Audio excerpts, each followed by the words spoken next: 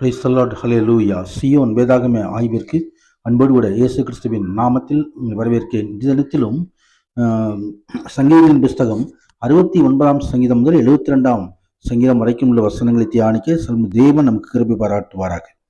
69ஆம் சங்கீதம் 22ஆம் சங்கீதத்தோடு தொடர்புடையது. புதிய ஏற்பாட்டில் அதிகமாக மேற்கோள் காட்டப்படுவதான ஒரு சங்கீதம் இது.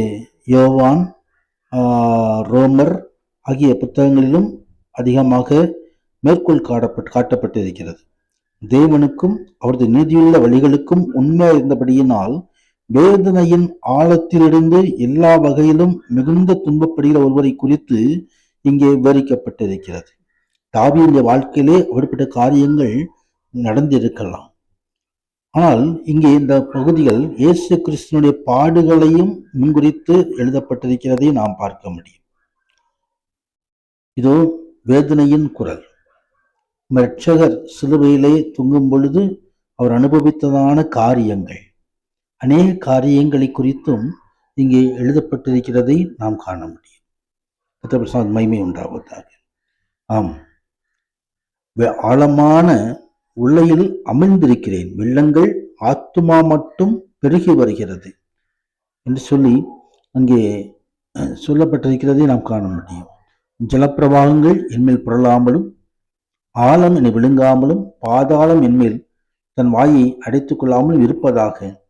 கர்த்தாவே, விண்ணப்பத்தை கேட்டலும் உடைய தயை நலமாயிருக்கிறது, உமது உருக்கமான இரக்கங்களின்படி என்னை கடாட்சித்திரலும் என்று சொல்லி விண்ணப்பத்தை சங்கீதக்காரர் இங்கே வைக்கிறார். அதே வேளையிலே உமது வீட்டை குறித்து உண்டான பக்தி வைராக்கியம் என்னை பட்சித்தது, உமது நிந்திகளுடைய நிந்தனைகள் என்மேல் விழுந்தது என்று சொல்லி சங்கீதக்காரர் தனது உள்ளத்தின் காரியங்களை வெளிப்படுத்துகிறார். தொடர்ந்து 70வது சங்கீதத்தில் அங்கே தேவனே என்னை விடுவியும், கர்த்தாவே எனக்கு சகாயம் செய்ய தீவிரியும் என்று சொல்லி விடுதலைக்காய் விண்ணப்பம் பண்ணுகிறதான ஒரு சங்கீதம். நானோ சிறுமையும் எளிமையுமானவன், தேவனின் இடத்தில் தீவிரமாய் வாரும் என்று சொல்லி ஆண்டவரை ஒரு விடுதலைக்காக எழுதப்பட்டதான ஒரு சங்கீதம்.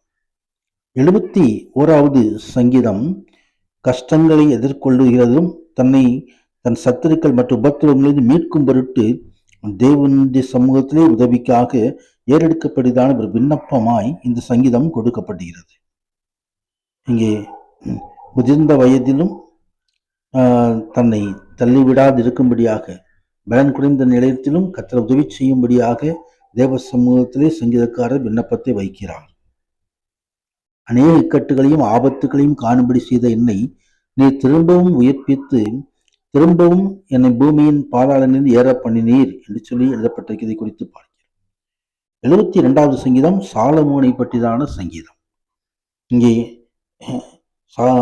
இஸ்ரவேலின் ராஜாவாய் சாலமோன் இருந்தபடியால் அவருடைய ஆளுகையானது நியாயம், நீதி, சமாதானம், பொல்லாங்கனின் அழிவு, ஒடுக்கப்பட்டவர்களுக்கும் தரித்திரர்களுக்குமான விடுதலை ஆகிய பண்புகள் அடங்கியதாக இருக்க வேண்டும் என்பதே அதே காரியங்களை கிறிஸ்துவனுடைய ஆளுகை உண்டாகிறதான அந்த நாட்களிலும் இது வெளிப்படுகிறதை நாம் காண முடியும்.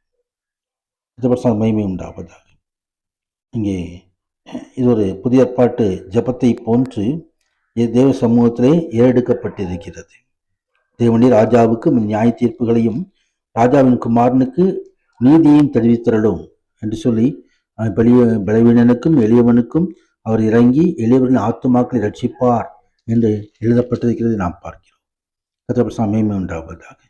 ஆம், இந்த வசனங்கள் எல்லாம் தியானிக்கிற நமது வாழ்க்கையிலும் கர்த்தர் மகிமையான ஆசீர்வாதங்களை நமக்கு கட்டளையிடுவார்கள். பரிசுத்த நாமத்திற்கு மகிமை உண்டாவதாக. ஆமீன், ஆமீன்.